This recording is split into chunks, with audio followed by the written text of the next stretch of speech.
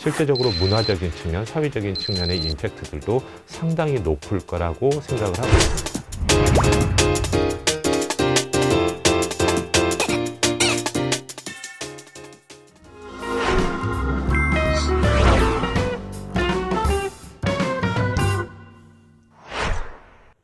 인류의 역사 발전을 보면은 지금까지 큰 4번의 혁신이 있었다라고 합니다. 먼저 이제 농업적인 혁명, 사람들이 집단 생활을 하고 거기서 경작을 했던 혁명의 과정이 하나 있었고요.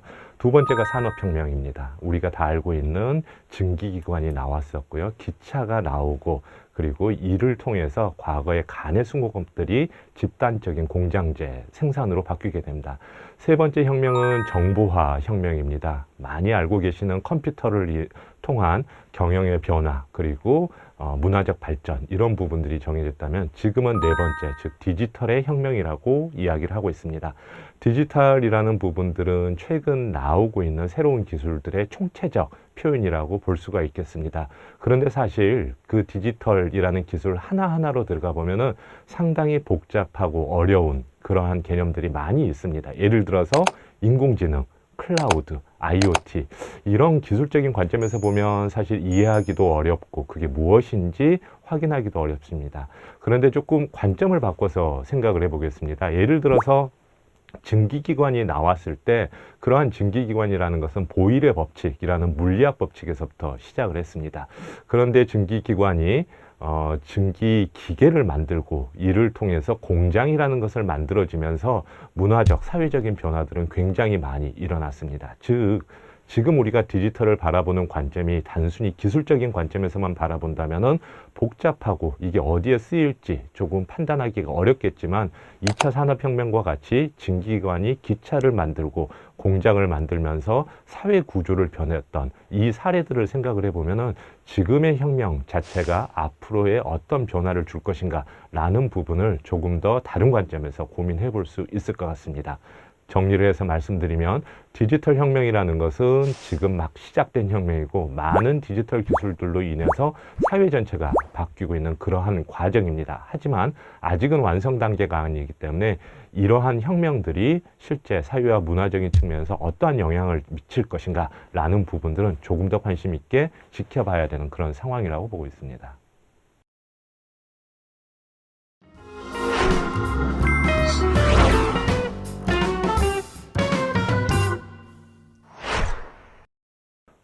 사실 우리가 직장 생활을 한다 또는 조직 생활을 한다라는 부분에 있어서 그 안에서 일하고 있는 사람들의 업무 유형이라든지 아니면 일의 책임, 이런 부분들은 굉장히 오래된 역사를 가지고 있습니다. 저희가 알고 있는 현재의 전통적인 조직 구조는 역사를 조금 더 거슬러 올라가면은 고대 카톨릭 교황청의 조직도와 지금 크게 다르지는 않습니다. 그런데 앞서 말씀드린 바와 같이 기술적인 요소들이 우리의 일하는 방식들을 파괴를 하고 있습니다. 즉 과거와 같은 생산, 마케팅, 영업, 이런 식의 구분들을 조금 더 모호하게 만들어 버리고 있고, 각각의 단계에서 기술적 요소들이 많이 들어가다 보니까 오히려 사람들은 그 기술을 관리하고, 그리고 어떨 때 보면은 이러한 그 조직 자체가 통폐합되는 경우가 상당히 많이 일어나고 있는 게 현실입니다. 앞서 말씀드렸던 2차 산업혁명 때 증기기관의 발전으로 사람들이 공장에서 주로 일을 하게 됨에 따라서 과거에는 시도되지 않았던 공교육이라는 게 시작이 됐었습니다. 공교육은 국가가 실제 국민들의 교육을 책임져 주고 기본적인 수준의 교육을 받은 분들이 이제 산업 현장으로 갈 수 있게끔 지원을 해줬던 부분들이 있고요. 또 사람들이 공장으로 모이고 도시로 모이다 보니까 여기에 대한 사회보장제도 또한 과거와 달리 상당히 막강하게 바뀌고 있습니다. 당연히 기업 입장에서는 실제 과거와 같은 그 세금의 형태가 아니라 새로운 형태의 조세제도가 적용됨에 따라서 그 회사가 부를 축적한 만큼의 세금을 국가에 내는 조세제도의 변화 또한 일어나고 있습니다. 실제적으로 이런 관점에서 보면은 지금 디지털 트랜스포메이션이 산업과 생산에 영향을 주고 있고 여기에서 일하고 있는 노동자들의 변화를 주고 있음에 따라서 실제적으로 문화적인 측면, 사회적인 측면의 임팩트들도 상당히 높을 거라고 생각을 하고 있습니다. 예를 들어서 5년, 10년 전에 우리가 투잡을 뛴다라고 한다면은 상당히 좀 그 생계를 유지하기 어렵구나라고 생각을 했었을 텐데 지금의 투잡이라는 개념은 상당히 많이 바뀌었습니다. 예를 들어서 대학생들도 과거처럼 무슨 과외 아르바이트를 한다라든지 아니면 뭐 건설 현장에서 아르바이트를 하는 게 아니라 지금은 카카오 택시 기사로 등록을 하거나 아니면은 무슨 그 딜리버리 서비스, 음식을 배달하는 서비스를 굉장히 파트타임으로 잘 활용을 하고 있습니다. 고용의 형태가 바뀌고 있는 거고요. 과거처럼 직원과 고용주가 있는 것들이 아니라 자기가 시간 날 때마다 일을 하고 있는 이런 초단기 근로들도 많이 이루어지고 있습니다. 실제 이 강의를 들으시는 분들도 많은 배달 서비스를 이용을 하셨을 거고 배달 음식을 드셨을 겁니다. 그리고 택시를 탈 때도 마찬가지로 우리가 알고 있는 고전적 노란 택시가 아니라 다양한 택시들의 유형들을 경험을 해보셨을 겁니다. 이런 부분이 인간의 이동, 인간의 삶, 그리고 인간의 노동에 모두 다 영향을 주고 있기 때문에 궁극적인 변화의 지향점 자체 부분들은 과거와 같은 정규직, 8시간 노동 이런 세상에서 많이 변화된 형태로 발전을 할 거다라고 보고 있습니다.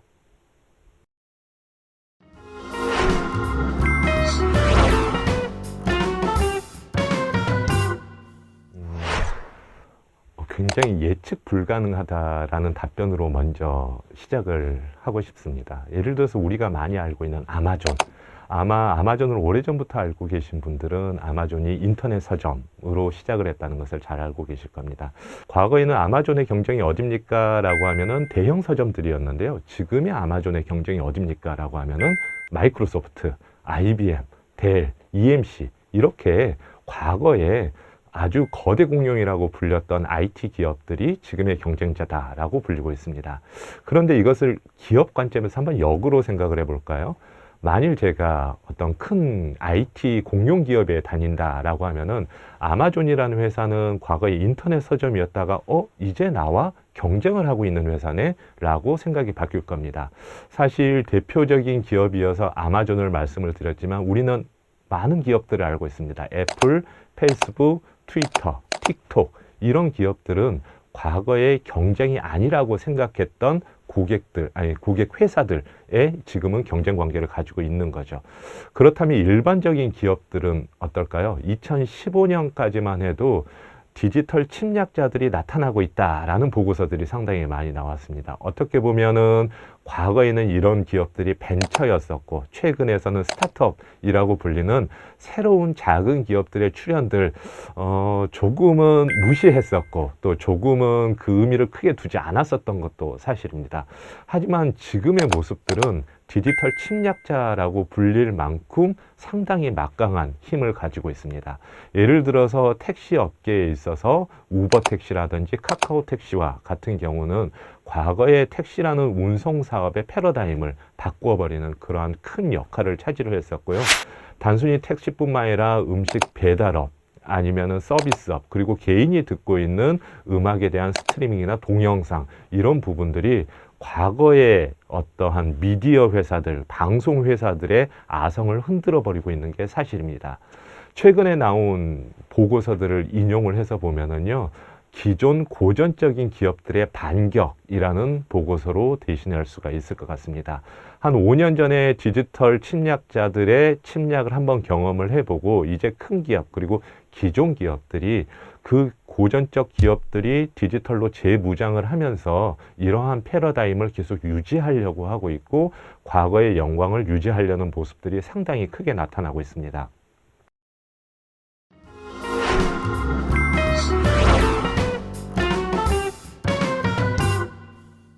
기업이 디지털로 재무장한다라는 부분은 굉장히 좋은 컴퓨터를 사거나 아니면 굉장히 좋은 소프트웨어를 도입하는 게 아닙니다. 기업 자체가 디지털화되고 있다라고 말씀을 드릴 수 있을 것 같은데요. 예를 들어서 한 중공업 회사를 말씀드릴 수 있을 것 같습니다. 이 중공업 회사는요, 포크레인, 불도우저와 같이 우리가 알고 있는 중장비를 만들고 있는 회사입니다. 자, 그런데 과거에는 품질 좋은 중장비를 잘 만들면 됐을 텐데 지금은 색깔이 좀 변했습니다. 이 모든 중장비의 모터와 관절 부분에 센서를 다 입혀서요, 이 중장비가 언제쯤 고장이 날지, 그리고 어떤 부품을 언제 교체해야 될지를 모니터링하고 있는 것 또한 현실입니다. 즉, 이 중장비를 운전한 사람은 사무실 안에서 고글을 쓰고 VR이라든지 AR 기술을 통해서 마치 게임을 하듯이 리모트로 그 중장비들을 운행을 하고 있습니다. 그리고 이러한 여러 대의 중장비들이 실제 건설 현장에 투입됐을 때는 이 위에는 드론이 현장을 모니터링하고 실시간으로 어떤 위험 요소들을 파악을 하고 있습니다. 자, 이제 거꾸로 한번 생각을 해보겠습니다. 이 회사는 중장비를 만드는 제조회사일까요? 아니면 IT 회사일까요? 경계가 모호해지기 시작을 하고 있습니다. 기업에서 원하는 인재들 또한 마찬가지고요. 디지털 기술과 접목시키지 않은 게 하나도 없을 만큼 많은 부분들이 디지털화되고 있습니다. 즉, 우리가 알고 있는 고전적 제조업, 소비재 산업, 금융업 또는 서비스업, 이 모든 것들 중에서 디지털 기술의 영향을 받지 않은 것은 아무것도 없고, 기업들은 이 부분을 우리 회사에 어떻게 적용하고 적응할 것인가에 대한 심각한 고민들을 진행을 하고 있습니다.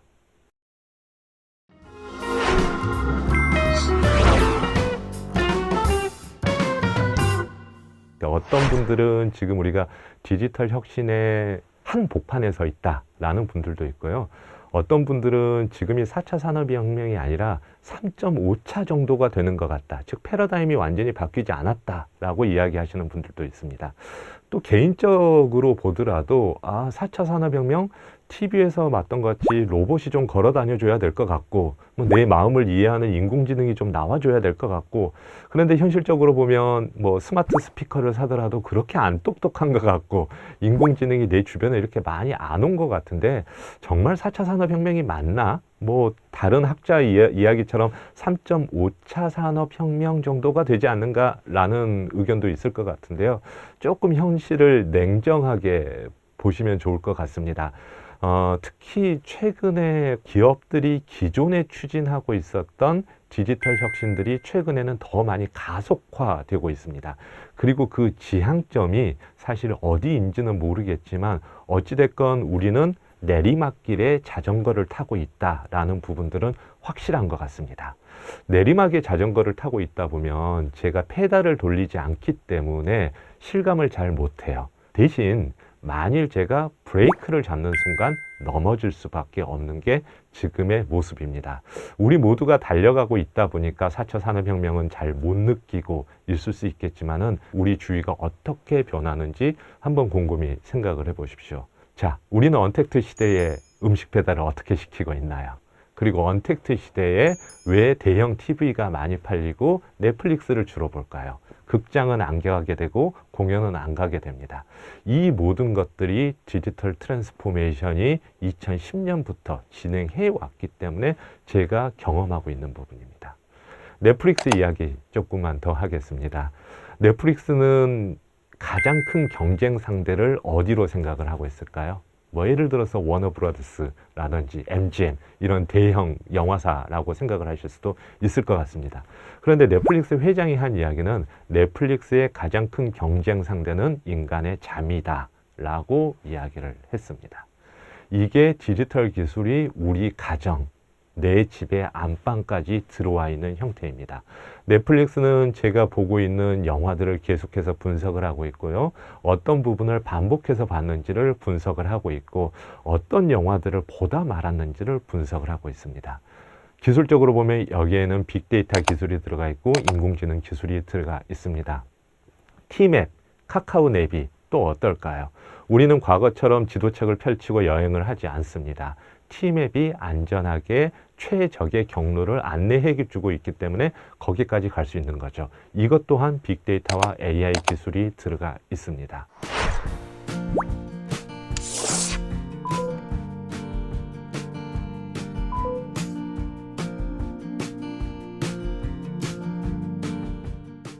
어떻게 보면은 우리는 자전거에 올라탄 사람처럼 내가 자전거를 타고 있는 건지 놀이기구 위에 있는 건지 실감은 못할 수도 있겠지만 이미 디지털이라는 커다란 이동수단 위에 올라타 있고 그 속도를 체감하지 못할 뿐이지 상당히 많은 부분들이 디지털로 바뀌어 있습니다. 앞서 질문에서 나왔던 디지털에 대한 리터러시, 디지털에 대한 적응력이라는 부분이 이래서 중요한 부분입니다. 내가 과연 어디에 올라타고 있는지를 인식하는 게 디지털 적응력입니다. 내가 어디에 올라타지 못한다라고 생각한 사람들은 디지털 적응력에 굉장히 많은 시간이 걸릴 것 같습니다. 이제 좀 관점을 바꿔서 주위를 한번 돌아보시고 나는 넷플릭스나 아니면 배달의 민족을 시켜 먹으면서 여기에 대한 디지털 기술들을 왜 인식하지 못했는가 라는 부분들을 생각을 해본다면 훨씬 더 현실감 있게 인지하실 수 있을 겁니다.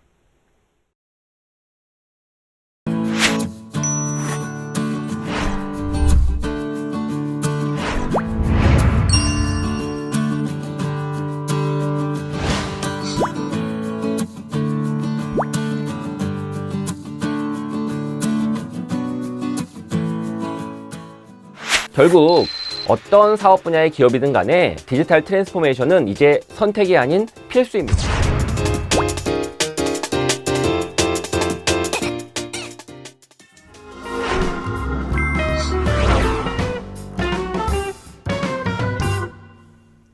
크게 두 분류로 구분할 수 있습니다.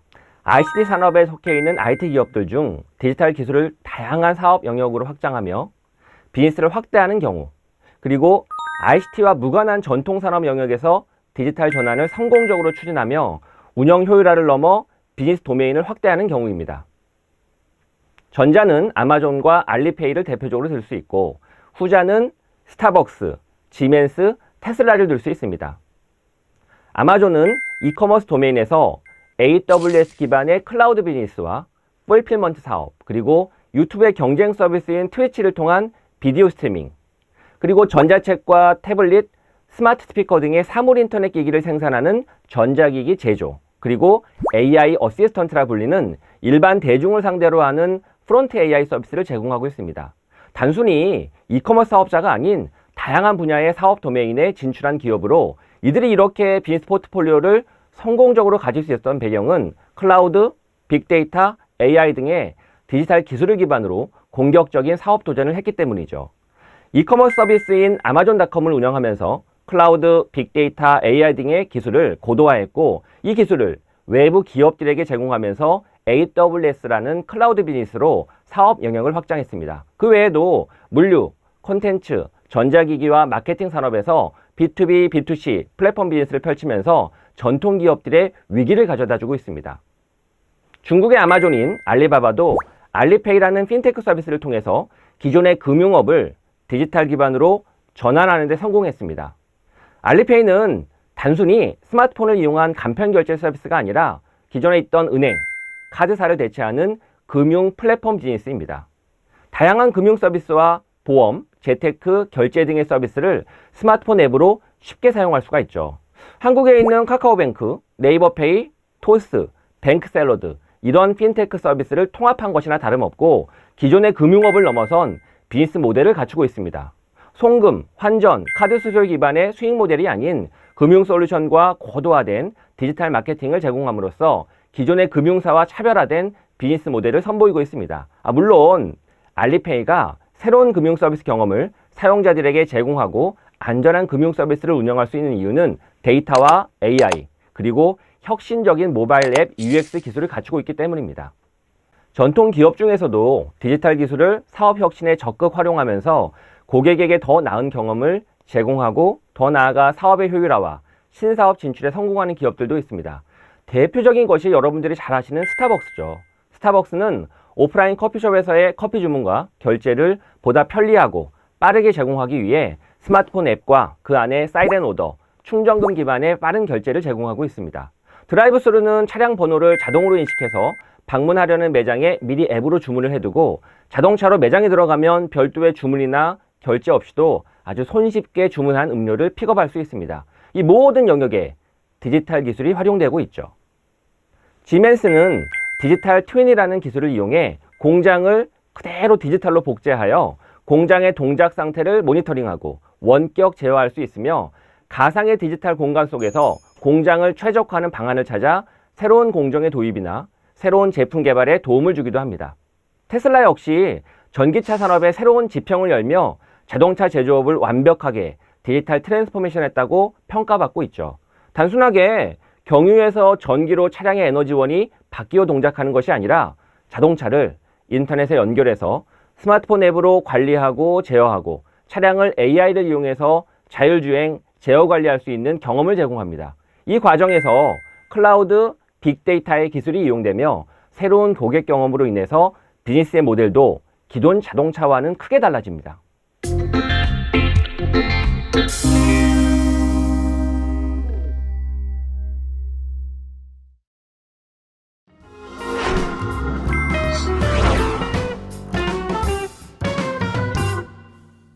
전통 산업 중 하나인 제조와 유통에서 디지털 트랜스포메이션, 즉 DT를 잘 준비한 기업을 꼽기 전에 DT의 성과, 즉 목적은 크게 두 가지로 나뉩니다. 하나는 기존의 사업을 보다 효율적으로 운영하기 위한 것으로 기업 내부의 비효율을 제거하는 데 디지털 기술을 이용하는 것입니다. 두 번째는 새로운 사용자 경험을 선보여서 고객 가치를 높이고 신사업 진출이나 신규 고객을 확보하기 위해서 디지털 기술을 이용하는 것이죠. 전자의 목적으로 DT 추진을 성공적으로 진행한 유통업체는 바로 월마트입니다. 아마존에 비하면 상대적으로 DT의 수준은 낮죠. 하지만 1970년부터 사업을 운영한 거대 전통 공룡 기업으로서 오프라인 매장에서 로봇을 활용해서 상품 진열을 하고 AI를 활용한 수요 예측과 재고 관리, 또한 월마트 앱을 이용한 온라인과 오프라인을 구분하지 않고 통합된 쇼핑 경험을 제공한다는 것은 쉽지 않은 일이죠. 아마존이라는 거대 경쟁자를 만나 고전을 면치 못한 월마트는 2016년부터 위기를 직면하고 전략은 물론 조직, 상품, 서비스의 모든 것을 바꿔야 한다는 경영진의 리더십으로 변화를 성공적으로 추진해오고 있습니다. 심지어 2017년 12월에는 48년 만에 사명을 월마트 스토어에서 월마트로 변경하였습니다. 스토어를 뺀 것은 그만큼 온라인, 즉 디지털의 중요성을 직시한다는 것이죠. 그 덕분에 2018년 2분기부터 매출도 전분기 대비 개선되면서 성과를 보이고 있습니다.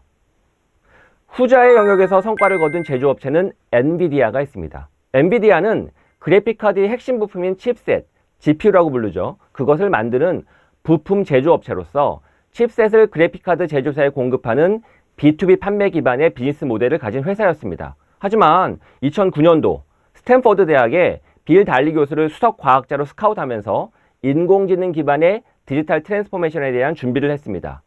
GPU를 단순하게 디스플레이를 처리하는 데 그래픽카드 칩셋으로만 사용하는 것이 아닌 AI 학습을 수행할 수 있는 기능으로 이용할 수 있도록 하고 GPU를 통해서 수집한 데이터를 클라우드에 수집해 사물 등을 인식할 수 있는 AI를 개발해서 이 솔루션을 그래픽카드 제조사가 아닌 다양한 기업들이 제공하고 있습니다. 엔비디아의 AI 솔루션은 자율주행을 필요로 하는 자동차 제조사와 보안과 인증을 필요로 하는 스마트시티 운영사, 보안회사, 금융회사 이런 다양한 곳에 사용하고 있죠. 엔비디아는 여전히 GPU를 그래픽카드 제조사를 넘어 보다 많은 수요처에 판매하면서도 판매 수익을 얻고 있지만 더 나아가서 AI를 솔루션으로 제공함으로써 새로운 소프트웨어 기반의 수익을 창출하고 있습니다. 그 덕분에 엔비디아의 기업 가치는 2017년 대비 2020년을 비교할 때 무려 4배나 증가했습니다. 이는 하드웨어 제조업의 한계를 인식하고 소프트웨어와 AI라고 하는 신사업에 대한 확신을 기반으로 핵심 역량을 갖춘 인재들을 확보하고 기존의 인재들을 역량 개발에 투입했기 때문에 가능했던 것이죠.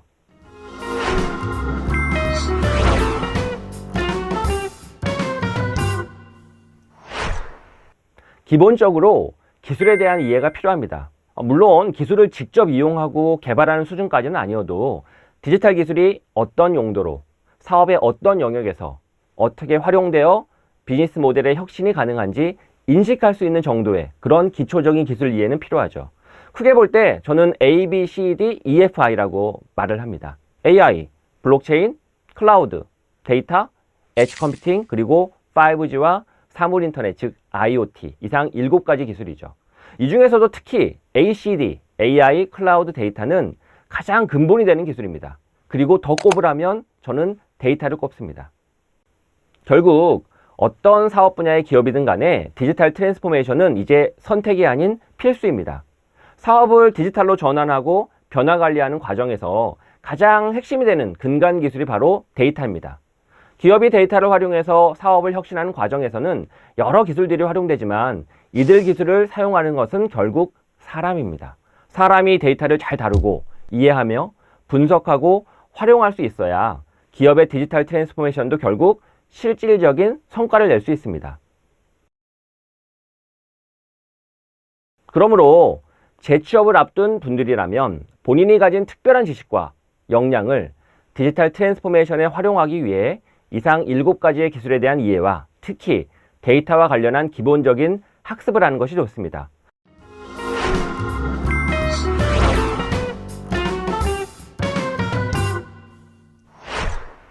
컴퓨터 기술, 디지털 기술은 날이 갈수록 쉬워져요.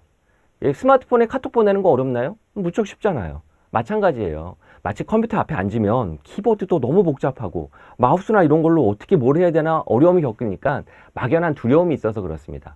사실 AI나 빅데이터나 이런 기술들은 조금만 들여다보면 쉽게 활용할 수가 있습니다. 자동차 운전하는 것처럼. 그래서 컴퓨터 기술이 어렵다고 생각하지 마시고 조금만 관심을 갖고 배우면 그 기술을 이용해서 여러분들이 가지고 있던 산업의 경험을 더욱더 고도화할 수가 있습니다.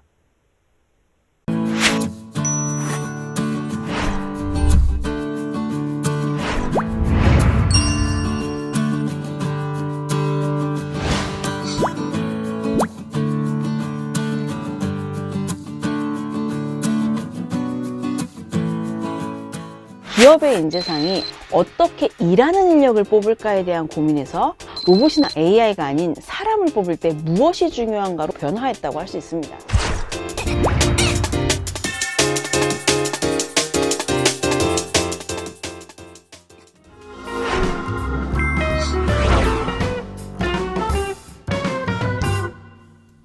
(4차) 산업혁명에 따른 채용시장의 변화를 이해하려면 4차 산업혁명의 특징을 알아야 합니다.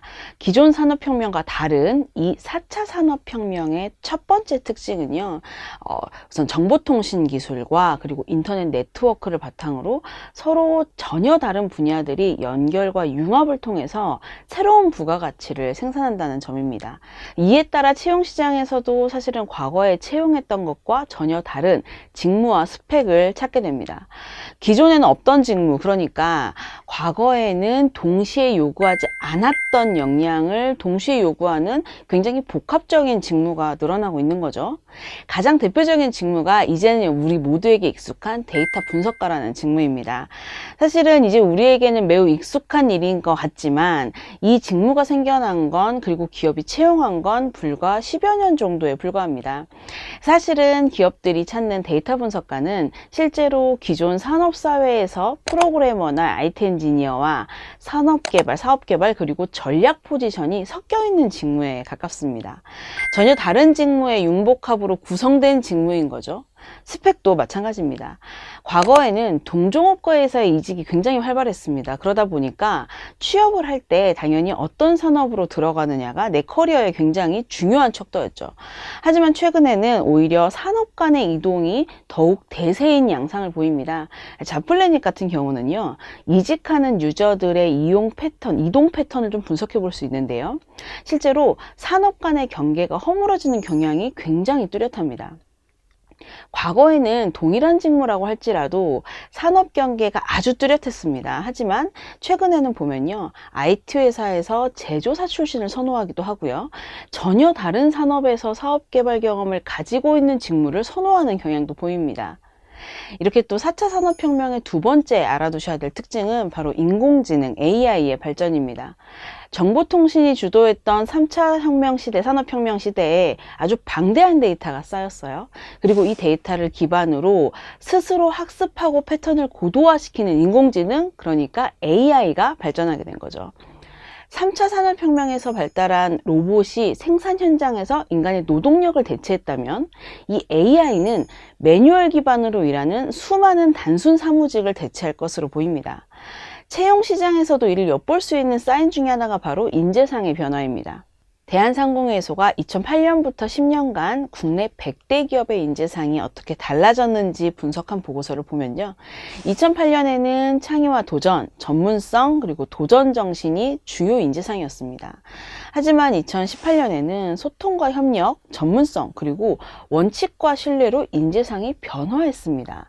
이 상황을 조금 쉽게 해석해 보면 기업의 인재상이 어떻게 일하는 인력을 뽑을까에 대한 고민에서 로봇이나 AI가 아닌 사람을 뽑을 때 무엇이 중요한가로 변화했다고 할 수 있습니다. 인재상에서 성실성이 사라진 건 상당히 오래됐죠. 그건 사람이 로봇이나 AI를 따라갈 수 없기 때문입니다. 사람에게 할 수 있는 가장 큰 기대는 바로 협력에서 오는 시너지입니다. 이것만큼은 로봇이나 AI가 대체할 수 없는 부분이기 때문이죠. 4차 산업혁명에서는 기업의 비즈니스를 도와주는 도구로 AI가 부각되고 있기 때문에 채용 시장에서도 이와 같은 변화가 두드러지게 나타난다고 할 수 있습니다.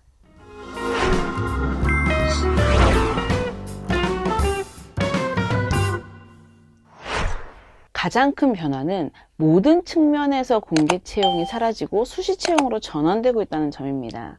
사실 수시 채용으로 전환하는 게 하루 이틀 된 문제는 아니죠. 무엇보다 최근에 대기업에서 두드러지게 나타나는 특징이라는 건데요.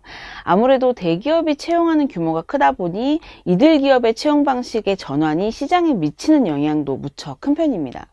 경력직에서는 소위 말하는 인재풀을 이용한 채용이 증가하고 있는 것도 주목할 만합니다.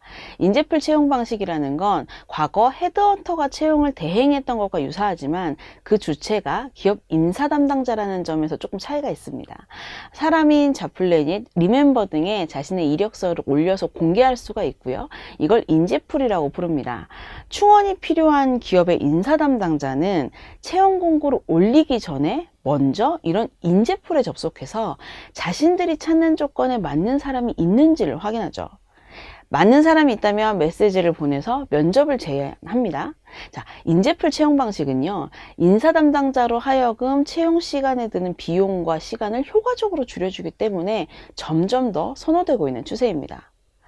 프로세스 측면에서 또 하나의 변화는 바로 블라인드 채용을 필두로 한 스킬 테스트의 강화입니다. 우리가 익숙하게 알고 있는 가장 대표적인 스킬 테스트는 바로 프로그래머를 채용할 때 진행하는 코딩 테스트인데요. 하지만 이제는 프로그래머뿐만 아니라 굉장히 여러 직업에서 현장형 또는 과제형 스킬 테스트를 진행하고 있습니다.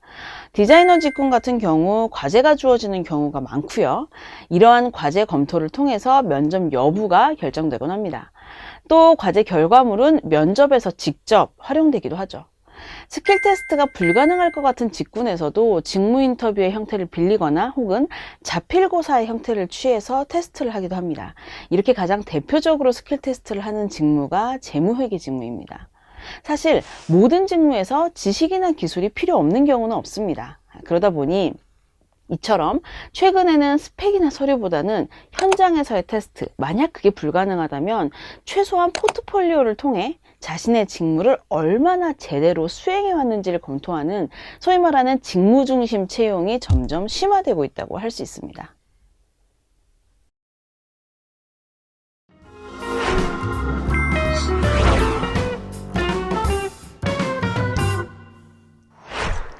AI를 이용한 채용이 기존과 어떻게 다른지는 크게 서류 단계와 면접 단계로 나누어서 살펴볼 수 있습니다. AI가 서류 심사 단계에서 활용되는 경우는 이력서, 그러니까 여러분의 스펙을 검토하기보다는 자기소개서 검토해서 좀 더 두각을 나타냅니다. 우선 채용하려는 회사는 우리 회사에서 성과가 좋은 직원들과 그렇지 못한 직원들, 또 입사 1년도 되지 않은 채 조기 퇴사한 직원들을 나누어서 그들의 입사 시 자기소개서 정보를 시스템에 데이터로 제공을 합니다. 또 기업이 생각하는 인재상, 그리고 이를 표현하는 방법, 경영진 등의 인터뷰 등도 데이터로 활용되죠. AI는 이런 데이터를 바탕으로 이 회사가 뽑아야 할 사람의 특징을 패턴화하여 도출합니다. 그리고 지원자의 자기소개서 상에서 이러한 패턴이 어떻게 나타나는지를 검토하죠. 대체로 가장 많이 활용하는 방법은 문장 속에서 설명되는 어떤 특정 단어의 빈도나 언급 여부, 또 사용하지 말아야 할 단어의 등장을 모니터링하는 방식입니다. AI를 이용한 서류 단계는 검토해야 할 서류가 굉장히 많고 시스템에 밀어넣을 수 있는 데이터도 마찬가지로 많은 기업에서 효과적입니다. 당연하게도 이는 대기업에서 적극적으로 도입하고 있는 채용 방법이라고 할 수 있습니다. AI를 면접 단계에서 활용하는 기업은 이보다 훨씬 더 많습니다. AI 면접 기능을 판매하는 소프트웨어 회사들이 있기 때문인데요. 이 AI 면접이라는 건 인적성 도입을 좀 고민하는 중견기업에서 지필고사의 새로운 대안으로 많이들 채택하고 있습니다. 또는 지필고사로 평가가 충분하지 않다고 판단되는 직무가 있죠. 대면 직무, 특히 영업 관련한 직무가 많은데요. 이런 경우에서도 활용하는 편입니다. AI 면접은 쉽게 설명하면 프로그램과 진행하는 비대면 면접이라고 할 수 있습니다. 화상으로 진행되는 면접이지만 건너편에는 면접관, 사람이 있는 게 아니라 바로 면접 프로그램이 있는 셈이죠. 토익 스피킹 같은 시험을 좀 보신 적이 있는 분이라면 조금 더 익숙하게 이해하실 수 있을 것 같습니다. 프로그램은 질문을 던지고 생각할 시간을 주고 정해진 시간 동안 면접자가 한 답변을 레코딩하고 분석합니다. 꼬리물기 질문이 나오기도 하고요. 인지상에 따른 질문이 수만 가지가 세팅되어 있기 때문에 사실은 기출문제를 가지고 답변을 암기하는 건 AI 면접에 큰 도움이 되진 않습니다. 이 AI 면접의 특징은 면접자의 비언어적인 부분도 레코딩한다는 점입니다. 특히 눈동자의 떨림이나 제스처 같은 부분들도 모니터링을 하고 있습니다. 이런 답변 내용이 아니라 비언어적인 부분에서의 특이 사항이 나와도 프로그램은 이를 체크하는 방식이죠. 이런 결과물을 활용하는 방식은 기업마다 좀 다릅니다. 어떤 기업은 이 AI가 정리해준 면접 점수나 결과를 면접 총점의 부분 점수로 반영하기도 하고요. 또 어떤 기업은 AI가 특징이라고 꼽아준 부분만 사람이 집중적으로 살펴보기도 합니다. 또 이 면접에서 나온 답변을 가지고 다른 대면 면접에서 추가 질문을 하는 경우도 있습니다.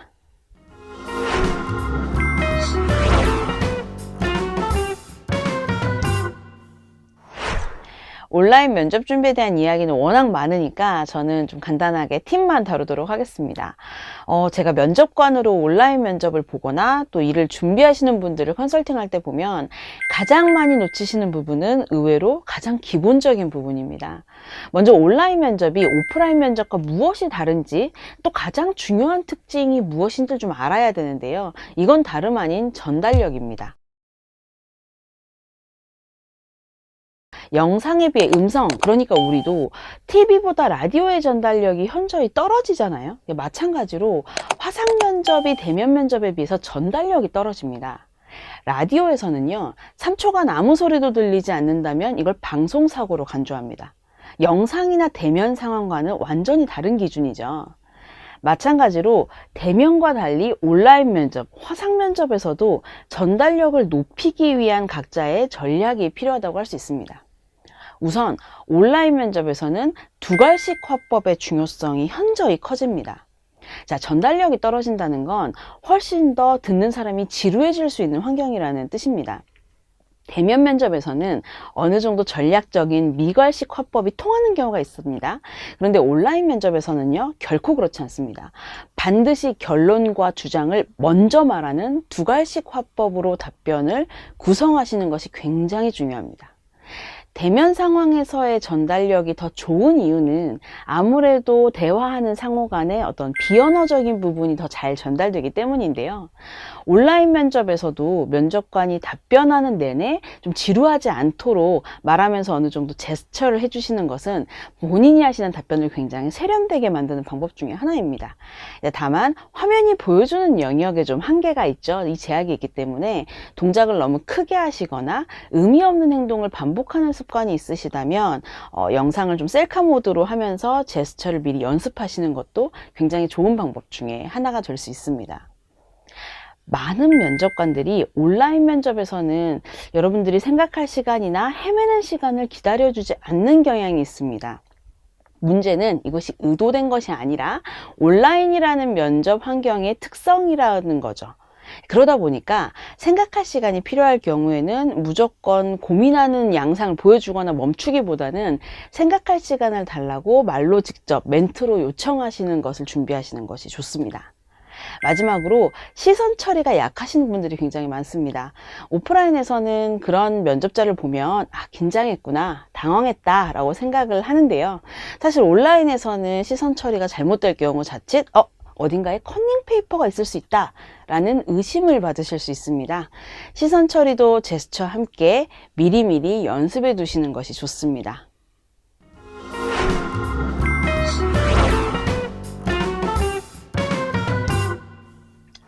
중장년층의 강점은 조직 안에서의 다양한 경험을 갖추고 계신다는 점입니다. 중장년층은 경력이 풍부하기 때문에 다른 무엇보다 조직 경험도 풍부할 것이라는 판단이 가능하죠. 그러나 경력이 풍부하다고 해서 산업이나 직무 내에서의 노하우가 있고 이를 확신할 수 있을지도 모른다는 사실은 의외로 약점이 됩니다. 모든 산업과 환경이 달라지고 있어요. 사실 어떤 산업에서의 경력이 10년, 20년 된다고 해서 이걸 엄청난 경쟁력이라고 하기에는 불리한 환경이라고 할 수 있습니다.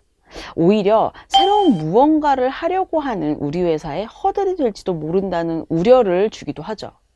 이러한 부분을 종합적으로 고려해 볼 때 전략적으로 아예 직무를 전환하는 시도를 하는 것도 재취업의 돌파구 중 하나입니다.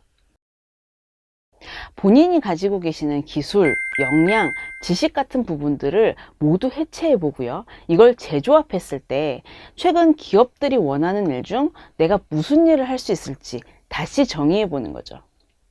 오히려 이렇게 새로운 일을 하고자 하는 태도는 기업 인사 담당자로 하여금 중장년층에 대한 어떤 편견에 가까운 우려를 좀 제거하는 효과도 있습니다. 중장년층은 광범위한 잡마켓에서 재취업을 시도하시기보다는 사실은 좀 네트워크를 통한 재취업을 시도하시는 것도 필요합니다. 링크드인 같은 SNS를 좀 적극적으로 활용하시고요. 또 타겟으로 하는 업계와 관계 맺기를 시도하시는 것도 굉장히 좋습니다.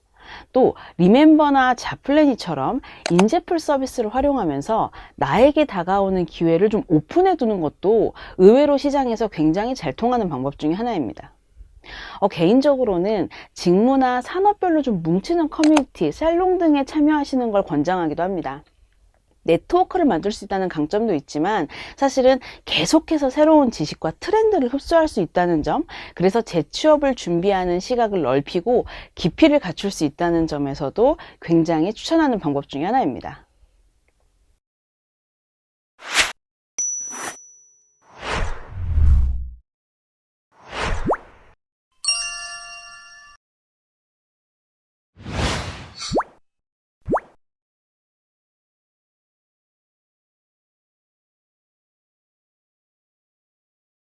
일상생활에서 필요한 테크놀로지의 적응력을 높여라. 이렇게.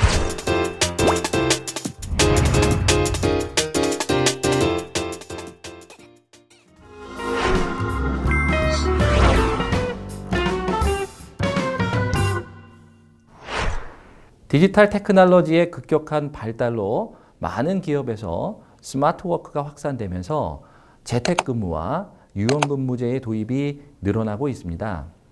스마트워크란 내 업무를 보는 사무실이 아니더라도 언제 어디서나 효율적으로 일을 할 수 있는 유연한 방식의 근무 형태를 말합니다. 즉 예전에는 업무를 항상 나의 사무 공간에서만 처리를 했다면 지금은 스마트폰 등의 기기를 활용해서 클라우드에 저장되어 있는 각종 업무 정보를 인터넷을 통해 손쉽게 접근해서 작업을 할 수가 있습니다. 물론 아직은 보안상의 한계도 있는 것이 사실이지만 이러한 ICT 기술을 활용해서 직원들이 굳이 힘들게 출퇴근할 필요 없이 재택근무를 하거나 유연근무를 할 수가 있는 것입니다. 이러한 스마트워크는 사람 사이의 접촉을 최소화하면서 비대면 방식으로 업무를 처리할 수 있다는 점에서 더욱 확산되고 있는 추세입니다.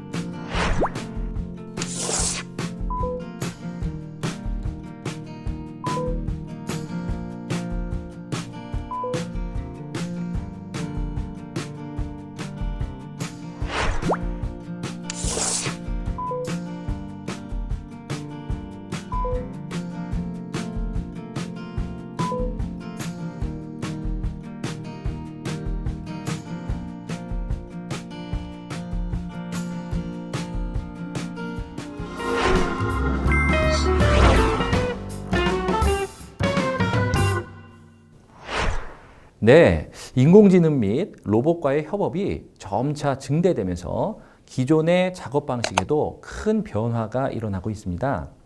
과거에는 사람과 사람 사이의 협업을 어떠한 방식으로 할 것인지에 대해 직무를 분석하고 업무를 분장했다면, 미래에는 기계와 사람 사이의 협업을 어떠한 방식으로 할 것인지에 대해 서로의 역할과 직무를 분석하고 기계와 효율적으로, 효과적으로 일하는 방식을 고민해 보아야 합니다.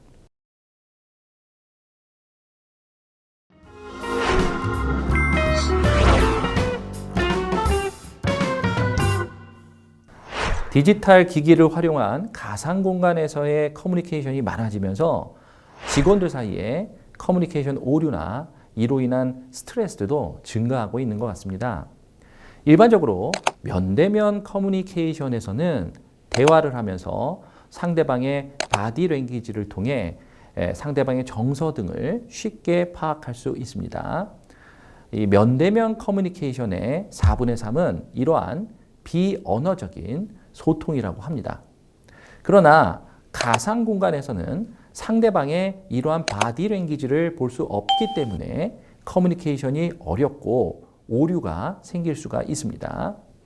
특히 디지털 기기를 활용한 커뮤니케이션에서는 실제 교환하는 메시지와 이면의 의미가 다른 경우가 많고, 짧은 메시지 교환이 오해를 일으켜서 스트레스를 유발하는 요인이 될 수도 있습니다.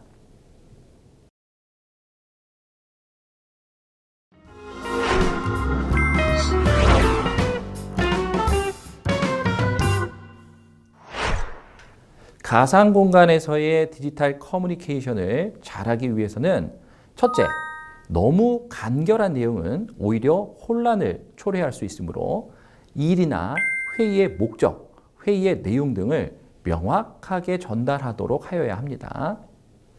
둘째, 업무상 필요한 것이 무엇인지, 어느 정도로 급한 사안인지, 왜 필요한지, 이러한 내용 등을 의도 그리고 감정까지 정확하게 넣어서 전달하도록 하여야 합니다. 셋째, 서로가 커뮤니케이션에 대한 명확한 데드라인을 설정하고 메시지를 성급하게 보내지 않도록 하면서 언제까지 회신하라는 구체적인 타임라인, 이런 것들을 명시해 줘야 합니다. 넷째, 만약에 커뮤니케이션이 온전치 않았다고 느끼면 다른 커뮤니케이션 도구를 활용해서 명확하게 해주는 것이 필요합니다. 예를 들어서 전화를 했는데 불충분했다. 그렇다면 문자를 다시 보내서 확인하는 그런 방식들을 의미합니다. 다섯째, 상대방이 선호하는 커뮤니케이션 채널이 무엇인지를 파악해서 서로에게 적합한 매체를 선택하고 상대를 배려해주는 마인드를 보여주어야 합니다. 이러한 부분들이 잘 이루어진다면 디지털 커뮤니케이션도 효과적일 수 있습니다.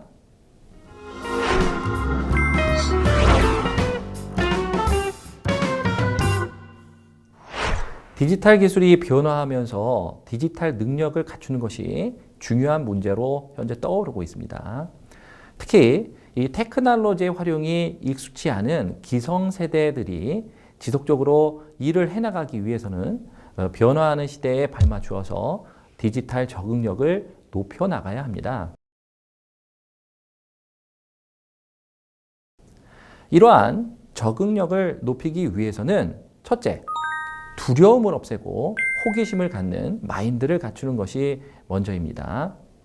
이 새로운 테크놀로지를 힘들더라도 적극적으로 활용해보고 또 적용해보고자 하는 노력이 필요합니다.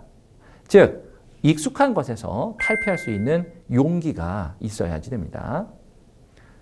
둘째, 주위 사람들한테 적극적으로 도움을 요청할 필요가 있습니다. 누구나 처음 활용할 때는 어렵고 힘듭니다. 이럴 때 나보다 나이 어린 사람이라 하더라도 도움을 요청하고 적극적으로 학습해 나가는 자세가 필요합니다. 테크놀로지를 활용하는 데 있어서는 역 멘토링이라고 하는 것이 더욱 효과적일 수 있습니다. 또 더 나아가서는 주변의 지인들에게 본인이 터득한 테크놀로지 활용법을 전수하고 코칭까지 해준다면 더할 나위 없이 좋을 것 같습니다. 마지막 셋째는 연습과 적용입니다. 시간이 날 때마다 테크놀로지를 활용해서 무엇인가를 하는 연습을 하고 이를 업무에 지속적으로 적용한다면 새로운 테크놀로지는 바로 여러분 자신의 것이 될 것입니다.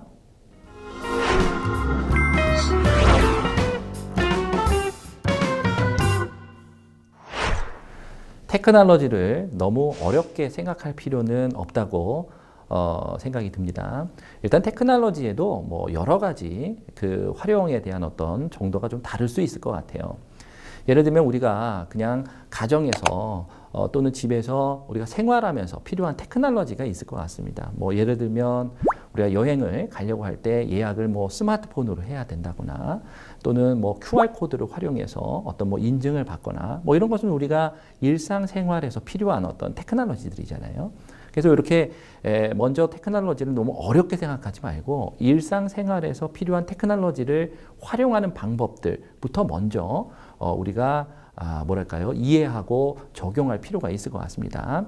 그리고 이제 그러한 것들이 조금 더 익숙해지신다면 그 다음 이제 두 번째 단계로 일을 하면서 또 필요한 테크놀로지들이 있습니다. 요새는 뭐 구글 닥스와 같이 협업을 할 수 있는 사람들과 협업을 할 수 있는 도구들이라거나 또는 뭐 실시간 화상 회의를 하는 어떤 도구를 활용하는 방법이라든가 또는 나의 업무를 효율적으로 쓸 수 있는 뭐 드롭박스라는 걸 활용을 해서 내 데이터들을 갖다 클라우드에 저장하고 활용을 한다거나 예를 들면 이제 이런 테크놀로지를 또 활용할 수 있는 방법들이 있거든요. 그래서 첫 번째는 아까 말씀드린 것처럼 어떤 일상생활에서의 테크놀로지 활용하는 법들에 좀 더 익숙해지다가 보면 이제 두 번째로는 일을 하는 데 있어서 일을 효율적으로 하고 또 다른 사람과 협업할 수 있는 어떤 그런 테크놀로지도 활용하는 단계로 올라갈 수 있을 것 같습니다. 이런 것까지 잘 된다고 하면 이제 나중에 뭐 우리가 AI나 로봇 등과 협업하는 거는 아직은 모든 사람들에게 적용되는 얘기는 아닌 것 같아요. 근데 그러한 적응력도 나중에 좀 높아질 수 있지 않을까 이런 생각들이 듭니다. 그러니까 먼저 일상생활에서 필요한 테크놀로지의 적응력을 높여라 이렇게 말씀을 좀 드리고 싶습니다.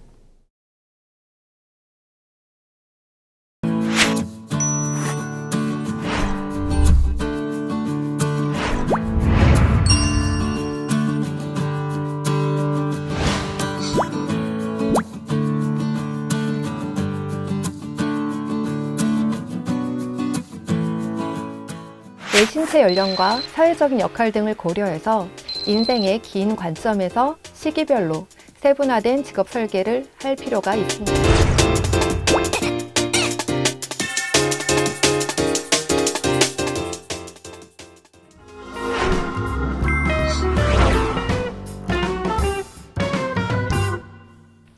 네, 우선은 나의 정체성과 내 삶의 의미에 대해 먼저 생각을 해보셨으면 좋겠습니다.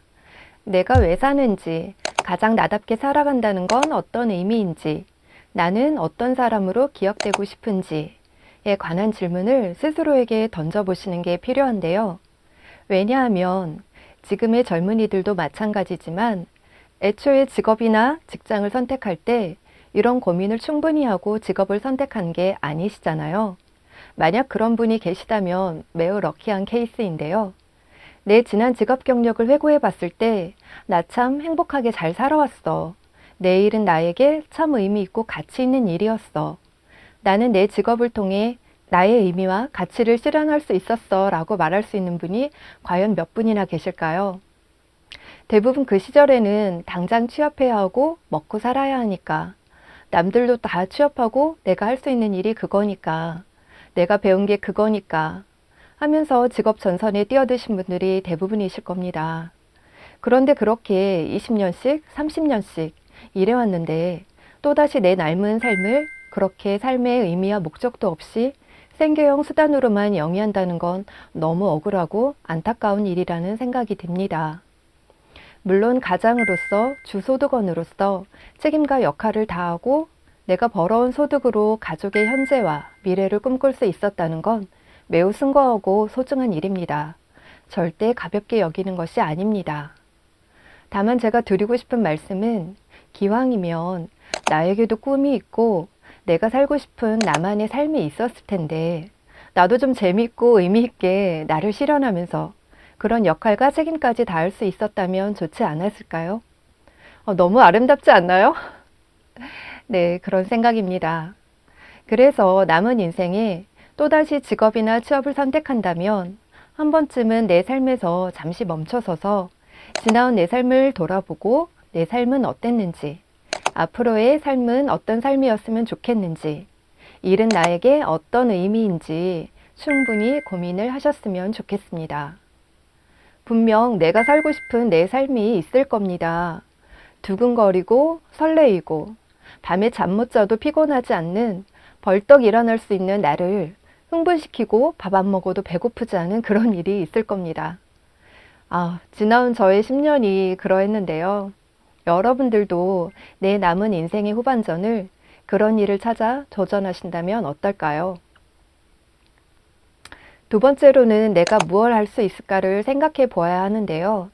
내 삶의 의미와 방향이 결정되었다면 실질적으로 내가 할 수 있는 일이 무엇일까 찾아보아야겠죠. 일종의 사회에서 수행하게 되는 나만의 역할이라고 할 수 있는데요. 첫 번째, 지금까지 사회에서 해오셨던 일들을 기반으로 해서 경력과 인맥들을 활용하는 방법이 있으실 겁니다. 두 번째, 그동안 마음속으로만 간직해왔던 관심은 있었지만 한 번도 시도해보지 못했던 새로운 도전 업종이나 직무가 있으실 건데요. 이 경우엔 국가의 공공기관이나 국가 지정을 받은 위탁훈련기관, 민간학원 등에서 일정 기간 이상 직업훈련을 받으시는 게 필요합니다. 세 번째는 그동안 재미로 해왔던 취미활동을 일로 승화시키는 경우도 있을 텐데요. 어떠한 경우든 세 번째로 준비해야 될 부분들은 우리가 살아가는 현재의 환경을 이해하고 점검하는 일입니다. 나의 의미와 정체성에 맞고 사회의 구성원으로 내가 해야 할 역할들을 찾았는데 만약 내가 하고자 하는 일이 사회에서 사람들의 삶 속에서 더 이상 수요가 없다면 내가 이를 지속할 수 있을까요? 네, 어렵겠죠. 그래서 중요한 것이 우리가 살아가는 현재 4차 산업혁명 시대에 대해 이해하고 적응하는 능력이 필요한 것입니다. 4차 산업혁명은 인공지능이나 사물인터넷, 로봇기술, 클라우드, 가상현실, 자율주행차 등이 주도하고 있는데요. 여기에서 4차 산업혁명을 주도하고 있는 기술들의 공통점이 뭘까요? 네, 맞습니다. 모두 IT와 관련된 기술들이죠. 바로 여기에서 저를 비롯한 우리들의 고민이 발생한다고 생각합니다. 물론 직업이나 개인 특성에 따라 IT 기술과 밀접하고 친숙하게 잘 활용하는 분들도 계실 겁니다.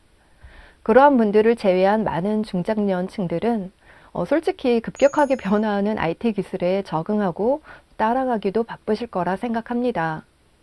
사용자로서는 그나마 디지털 세상에서 뒤처지지 않기 위해 어찌저찌 따라가고는 있을 수 있지만 4차 산업혁명으로 유망 직업으로 떠오르는 소프트웨어 개발자라든지 빅데이터 전문가, 클라우드 아키텍처, 화이트 해커 등 우리에게 도전할 수 있는 직업들을 추천해 준다고 우리가 좀 도전할 수 있을까요? 저는 솔직히 자신이 없습니다. 어떤 면에서는 좀 그들만의 리그라고 생각이 드는데요.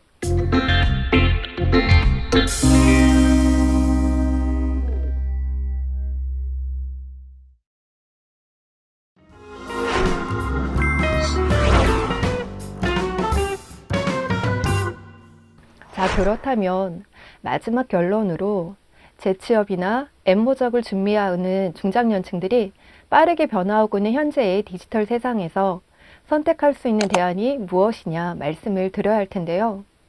저는 데이터와 콘텐츠 이 두 가지의 중요성에 대해 말씀드리고 싶습니다. 데이터는 어디에서 어떤 직업에 종사하든 자기의 경험과 노하우를 잘 정리해서 활용한다면 꼭 거창하게 데이터 과학자가 아니더라도 얼마든지 자기의 업에 과학적으로 활용하고 부가가치를 창출하는 게 가능합니다. 예를 들어 장사를 한다면 손님이 언제 많이 올지, 어느 계절이나 어떤 날씨, 특정 요일이나 시간대 등 예측이 가능하겠죠. 또 어떤 손님이 어떤 물건을 많이 주문할 건지, 또 사갈 건지 데이터를 활용해서 예측한다면 무궁무진한 생산과 판매, 유통과 서비스에 대한 전략이 가능하리라 봅니다. 또 하나는 콘텐츠인데요. 콘텐츠를 너무 어렵지 않게 생각하셨으면 좋겠습니다.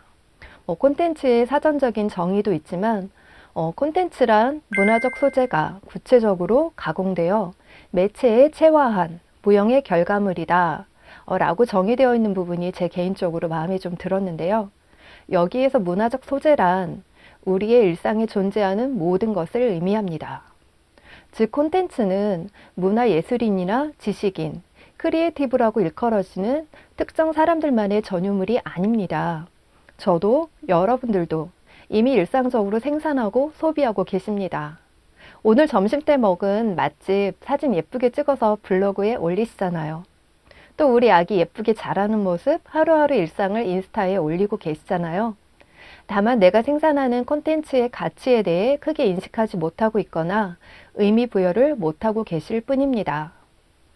내가 생산하는 콘텐츠가 앞으로 우리의 삶에서 수요가 있고 희소성이 있고 공유 가치가 있다면 우리가 그동안 축적해온 경험과 인사이트, 노하우가 충분히 콘텐츠로서 자산 가치가 있다고 말씀드리고 싶습니다.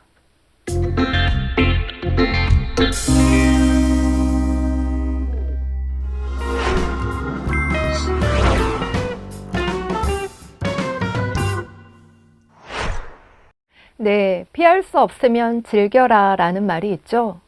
여러분, 이미 세상은 달라졌습니다. 과거로 돌아가지 않습니다. 이런 말씀을 좀 먼저 드리고 싶은데요. 제가 얼마 전까지만 해도 강의를 가면 사회 변해상에 따른 어떤 직업의 변천 같은 주제로 강의를 할 때 수강생들에게 자주 하던 질문이 있었습니다. 지난 100년간의 우리의 삶의 변화보다 더 많이 지난 10년간의 변화가 컸다고들 하는데요. 우리 삶을 더욱 많이 변화시킨 주범은 무엇일까요? 네, 여러분들 다 손에 갖고 계시죠? 짐작하실 텐데요. 바로 스마트폰이죠. 그런데 이제는 한 가지 질문을 더 추가해야 될 것 같다는 생각이 듭니다. 지난 10년보다 더 많은 우리의 삶과 인식의 변화를 가져온 것은 무엇일까요? 네, 맞습니다. 코로나19라고 대답을 할 것 같습니다. 저도 아직은 이전의 세상이 좀 그립고 우리의 일상을 추억하는 사람 중에 한 사람입니다.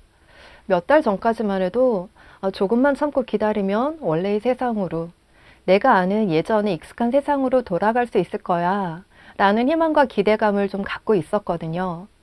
하지만 상황이 점점 장기화되어 가고 우리는 우리가 익숙하게 대하던 대면 방식의 일들을 모두 비대면 방식으로 변화하기 시작했습니다. 대학에서는 강의와 상담을 이미 온라인으로, 화상으로 진행을 하고 있고요. 학생들이 모여서 진행을 하던 캠프, 자페어, 견학 프로그램 등 지금까지 우리가 일상적으로 해왔던 모든 일들을 언택트 방식으로 변경하고 있습니다. 또 가능한 방법으로 연구하고 또 새롭게 시도를 하고 있고요. 또 기업에서는 어떻습니까? 인재 채용을 위한 면접을 언택트 방식으로 진행을 하고 있죠. 실제로 발빠르게 대처해서 이미 많은 성과를 거두었던 기업들도 있을 텐데요.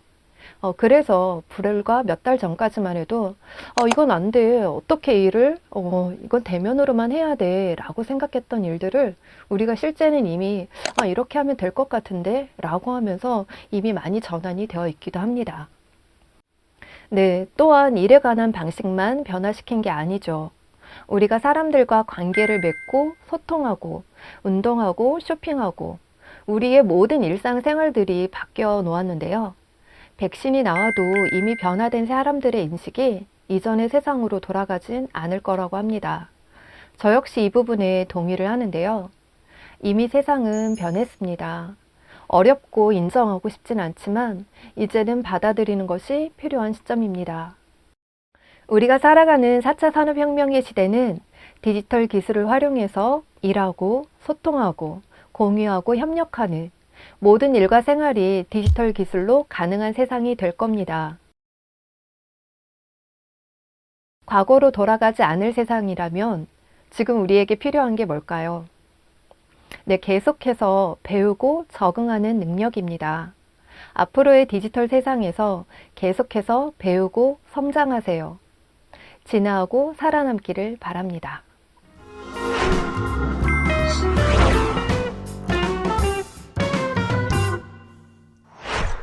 네, 제가 질문을 몇 가지 드리고 싶은데요. 혹시 여러분들 몇 살까지 살 계획이신가요? 남자 평균 수명과 여자 평균 수명에 대해서는 아시나요? 기대 수명과 건강 수명은 어떻게 다를까요? 오래오래 사는 게 좋으신가요? 아니면 내가 사는 날까지 건강하고 행복하게 잘 사는 게 더 좋으신가요? 제 개인적인 생각으론 저는 그렇거든요. 내 스스로 내 몸을 움직이며 먹고 싶은 거 먹고 보고 싶은 사람 보고 가고 싶은 데 가며 사는 것이 제일 좋을 것 같다는 생각을 하는데요. 그렇다면 노후를 생각할 때 가장 큰 두려움은 무엇인가요? 병든 것? 가난한 것? 저는 이 부분을 좀 고민을 해봤는데요. 병들고 가난한데 주위에 사람도 없는 것. 어떠신가요? 제일 비참한 노후라는 생각 들지 않으세요? 제가 오늘 정말 중요한 걸 지금부터 알려드리려고 하는데요. 장수하고 건강하게 살고 또 노후 대비를 하는 가장 좋은 방법은 무엇일까요? 네, 그건 바로 일입니다. 일. 직업이죠. 실제로 일을 하고 있는 노인들은 일이 없는 노인들보다 훨씬 건강하고 활력이 있습니다. 일로서 벌어들이는 경제적인 소득 외에도 건강하니까 당연히 병원비 지출도 적겠죠. 또 노후에 파산할 확률도 줄어든다고 합니다. 그래서 요즘 선진국에선 75세까지 현역으로 뛰어라 라는 주장도 있다는데요. 저 역시 전적으로 동의하는 부분입니다. 나이와 신체 능력에 따른 우리가 80세, 90세, 100세를 사는 동안 세분화된 직업 설계가 가능합니다. 20, 30대에 하고 싶은 일들 다르겠죠. 또 40, 50대에 하면 좋은 일들 다릅니다. 60대, 70대, 80대까지 할 수 있는 일들이 다를 수 있겠죠. 내 인생의 의미를 실현할 수 있는 일이나 역할을 꼭 한 가지만 고정할 필요도 없고요. 내 신체 연령과 사회적인 역할 등을 고려해서 인생의 긴 관점에서 시기별로 세분화된 직업 설계를 할 필요가 있습니다.